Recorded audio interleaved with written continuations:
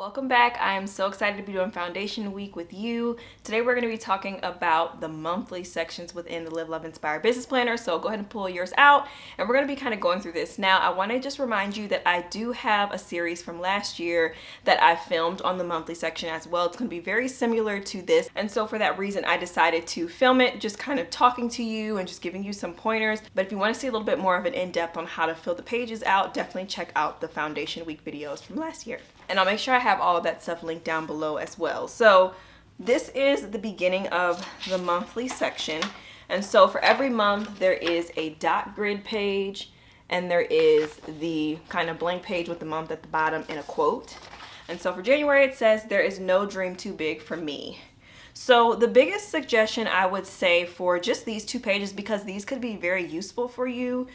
There's so many things you could do with these pages. You could leave them blank, of course, that could be one. Or you could use this as a place to just brain dump the month. You could use it as a place to recap your previous month. Let's say if you want to just jot some things down. Maybe you have you want to just have a place where you can just write all of your notes. I know I'm really bad with writing on sticky notes and then losing it. So you could just kind of, if you know you're in the month of January and you have like little notes you write to yourself sometimes, or maybe a password you're trying to remember for something, or just anything under the sun really, you could just kind of use this as you flip to these two pages. And this is always going to be where you just fill in your notes. So then for that month, you know, you can come here and you can find your notes. It doesn't need to be pretty. You know, this is definitely supposed to be a functional planner for you and use it as the way that works best. But that's one great way. Again, you could also use this page over here, especially as you get through the planner, to recap the previous months. If you want to just have some prompts for yourself, you know, to kind of recap how your month went and different things like that, that could be great for you to use it. So these pages are left pretty much almost blank intentionally for you to have more room to spread out in this planner and really get the most out of it. So once you get through that page, we have this page here. And so for every single month, there is a blueprint page. And basically with this, you have a brain dump section. So the brain dump section here, it's half a page. So let's just say if you didn't have enough room here, that could be how I was suggesting you could go in and you could do it on one of these pages. And then I ask you some questions and there's a goals section. So the question here is, this month will be, and you would answer that. So just again, kind of defining your month, setting the tone for your month, speaking into existence what you want the month to be for you. And then why is it important? It's important because, and you would fill that in. And then I'm capable because it's just a constant reminder to yourself of how you are going to make this happen. What is something that you did in the past that you know can make this successful? A great example of this is, let's just say this month will be I don't know, let's just say if you're looking at maybe in terms of like how much money you're gonna make. Okay, this is gonna be a 10K month, for example. This is important because I'm getting ready to launch this new product. I'm getting ready to launch this new program. And it's important because this is a really big goal for me. And I'm gonna serve a lot of people. And then maybe you would say, I'm capable of it because this is something I've done in the past before. Or I'm capable of it because I know that I am an expert in my field, or whatever the case may be. So this is really just some nice prompts for you to just get you excited about it. And then this goals area can go hand in hand with your brain dump. So you fill in the brain dump section right in here. And then this goals area has 4 little dots and some lines for you to put some goals. So 3 of the dots are a little bit darker and the last one is more of a kind of dotted dot, if you would say.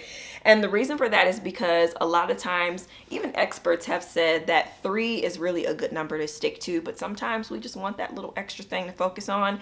And so that's what the 4th one is there for you. And you can pull this from your brain dump. So similar to that brain dump in the foundation section, if you're writing things down and you notice maybe some things fit under a similar category, you know, they all may be pertaining to one project you're working on, or if there's just certain things, maybe you wrote it down and you realize like, maybe I won't get to that this month. And then you choose what you do want to focus on. You would write those goals down here. And then if you end up having more than 3, you have an additional spot for one. And I even left a little room if you wanted to write another one, but really you don't want to get too crazy with it to make sure you can accomplish everything. And then don't forget about those quarterly pages as well. So you can always go back to those, see what you had planned for that month. And that's a great way to kind of pull from that to know what your goals are too. And then this is your projects page, and every single month gets a projects page. And so with this page, you can pull from these goals over here and turn them into projects. And then you have a place to break out tasks over here. And then just a blank section for you to, let's say if you want to sketch something out, if you're trying to calculate something or whatever. I like for you to feel like you can do everything in this planner and you don't feel like you need to go and find anything else if you don't want to. I am always big on getting a notebook and having all of the things, but at the same time, I really want you to feel like it's a one-stop shop if you choose for it to be. And so there's plenty of space in here for you to just get creative with how you want to use the planner. And this is another example of that. So you write in your project, you would put the tasks that you want to accomplish, and then you have this section over here to really do whatever you want. You could put a sticker, you could put a quote, you could put a reminder about something, and an additional note, a sticky note. Anything you want could go over here. You could even do like a long sticky note that just kind of covers here, and maybe there's a running list for the whole month or whatever it might be. This is really for you to figure out over here what will work best for you, but every single project has a place for you to put some tasks, and you can check those tasks off as you complete them. Then after that, we get into the 2-page monthly spread. So every month gets this 2-page monthly, and all of them start with a Monday start.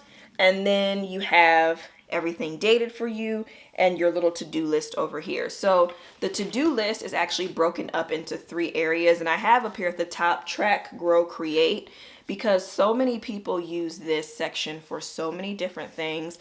There's some months where I don't use it at all, and then there's other months where I use it a ton, you know, especially if I have a big launch coming up or something like that. I might really just use every single area within the monthly section. And so again, it's a place for you to really get creative with how you want to use it. And it's very minimal as well, so you could always cover it up if you wanted to. You could white it out if you wanted to, and really use it for however best it will serve you.